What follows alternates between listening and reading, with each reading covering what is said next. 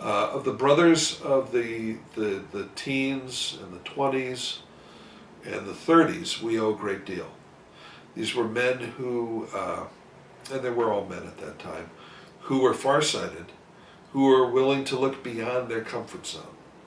Gamma Delta Chi became known as the first fraternity on campus that would admit non-Christians when we took in our first Jewish brother. And we haven't stopped since then. After the war was over, we were also known as the first house to take a black brother. And we haven't looked back since then.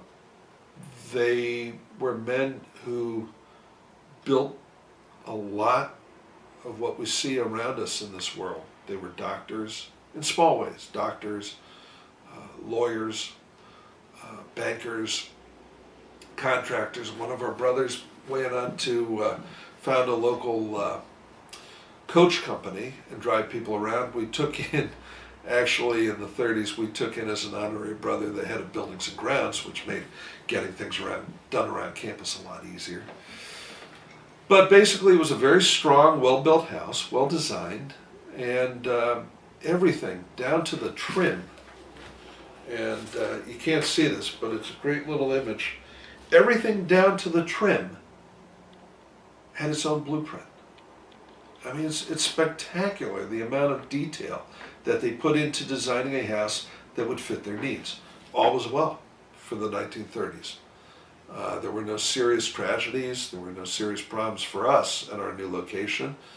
The brothers like Walter Martinson, Gil Small, great guys.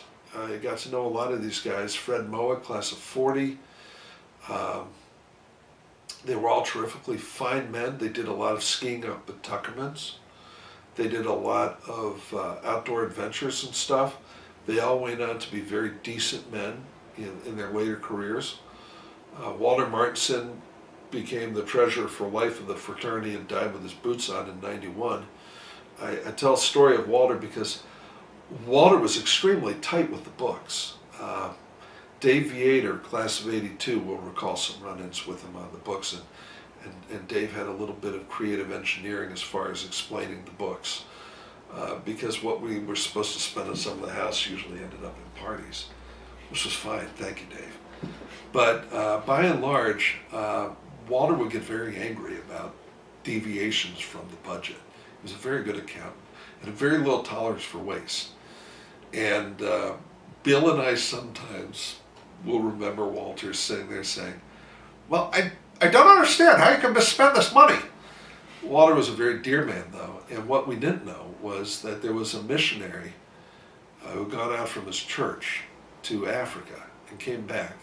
He had a young wife, he had a couple of kids, and he had no money, and Walter was helping, getting him guidance to get him a new job and a new position and get him started on a new life, and he asked him if he had a car, and the man said he didn't. Walter gave him the keys to his own car. It's extraordinary, but that was the mindset of these men from that period. They were going through the Depression. They were going through a great economic time that was very difficult, and they understood service. So they designed a house that would last and outlast all of them. They designed a brotherhood that would be flexible and allow new houses to come in and share and accommodate people from all walks of life with the students, even briefly women. And our fraternity chapter, I've always said, could be amended to found a sorority.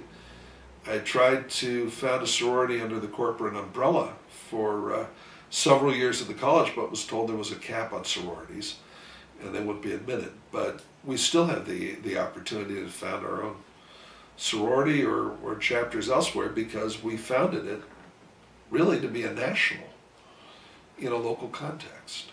It's just never gone that way.